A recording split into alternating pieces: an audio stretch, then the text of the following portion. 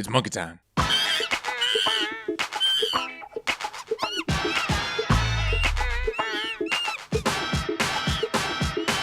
Whoa!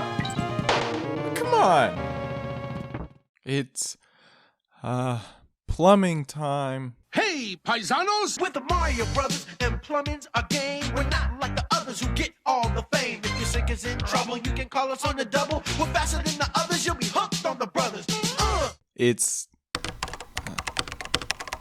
meerkat and common African warthog time.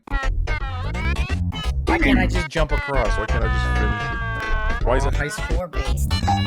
Arcade looking ass. I never play this shit.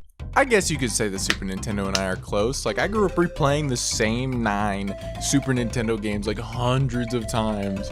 And God, I would hate to think about the number of minutes of my life that have been wasted on giving Super Nintendo cartridges a blowy. And yeah, I get it. You might have had Moon Boots, Tamagotchi, that dumbass robot dog when we were kids. But guess what? I had these bad boys right here, okay? These games made me a man of culture. They enhanced my brain and pee-pee size tenfold.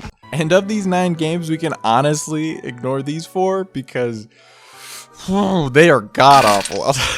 But just know two quick things here. Timon and Pumbaa's Jungle Games, in my mind, is so bad, it's like on par with Papa John's Pizza. And number 2, Animaniacs had that one nurse lady that, like, stirred something in my young boy loins. She's manna sent from heaven.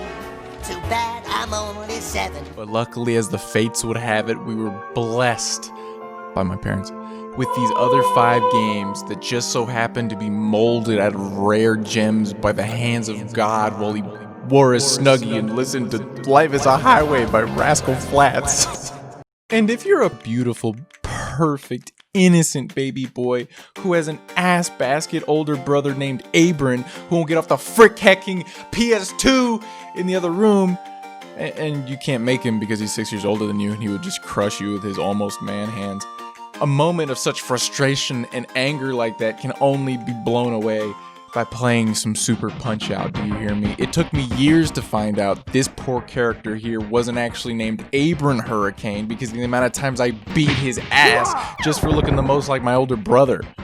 But, if you're in a good mood and you plan on playing this game, I would have to advise you to move along if you want to beat it, okay? Do you see this old Asian man here? Cute, right? Once you get here, the world ends. He's god of our realm. The global elites only need one CIA agent to guard the entire edge of our flat world, and it's this man right here. You'll never beat him. I don't think it's possible. Unless, of course, you're an elite hacker such as myself who can bust through the doors of the Nintendo mainframe and download the ROM of the game to your computer so you may cheat.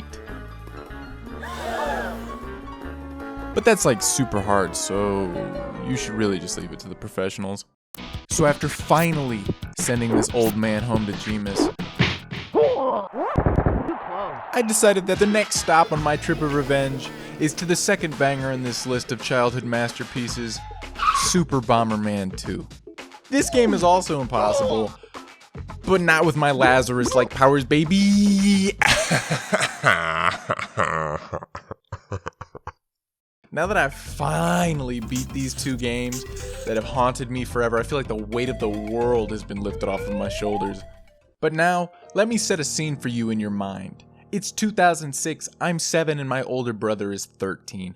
We just got back from learning the good word about Big G in Sunday school at the New Age Christian church my family attends, and Abram and I are feeling extra brotherly this morning. We proceed to the bedroom my younger brother and I share in the 3-bed apartment my family lives in, and we hook up the Super Nintendo to our CRT TV with a DVR built in because we are #blessed. Today's journey is all about cooperation. So what should we play?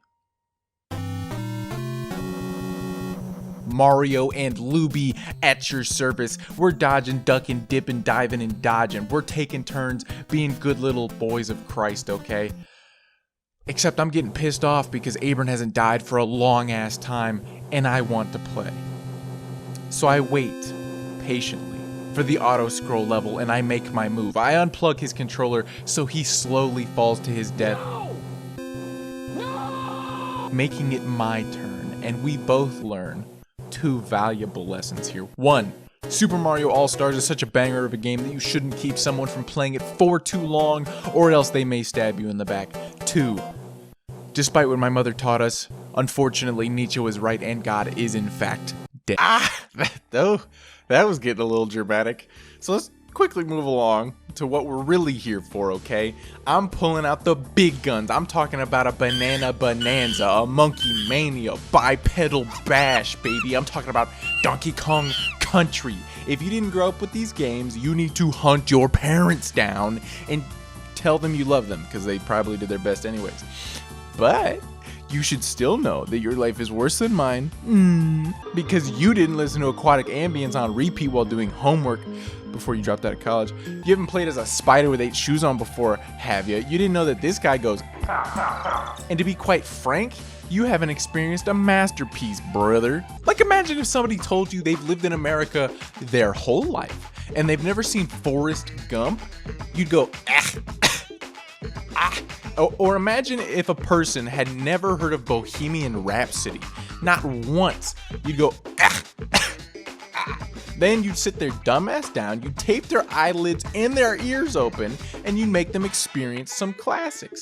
So now imagine being me, someone who has played this game hundreds, if not thousands of times, who has had this game not only influence their taste in music and aesthetics, but also fashion. Imagine being someone who has become so enlightened by this game and having to know that there are still people in this world that have not at least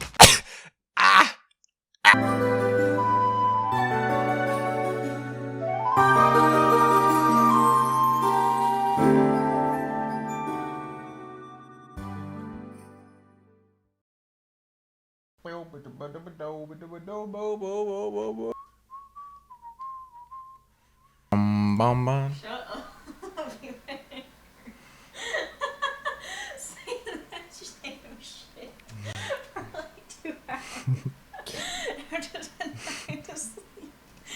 Trying to get ready and you're like Shut up, man.